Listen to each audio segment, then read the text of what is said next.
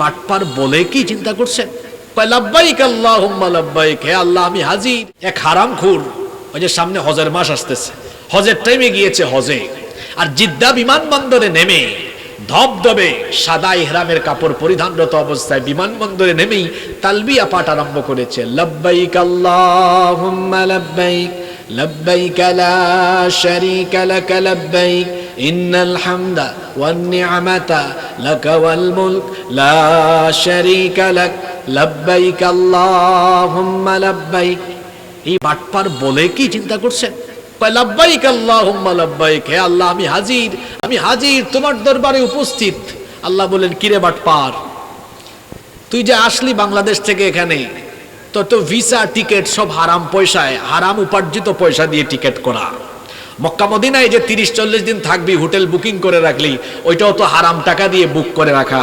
এমনকি যে ইহরামের কাপড় পরিধান করে আসলি, ওইটাও তো হারাম টাকায় কেনা।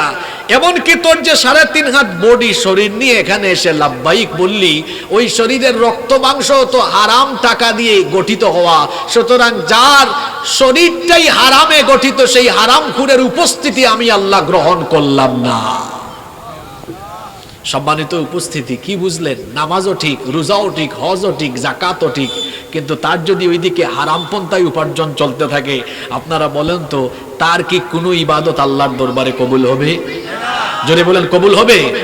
সে আল্লাহর হুকুম মতো নামাজ আদায় করে, রোজা রাখে, হজ করে, যাকাত দেয়, কিন্তু আল্লাহর হুকুম মতো তার ব্যবসা বাণিজ্য কিংবা তার উপার্জনের যে পদ্ধতি সেটা আল্লাহর হুকুম মতো করে না।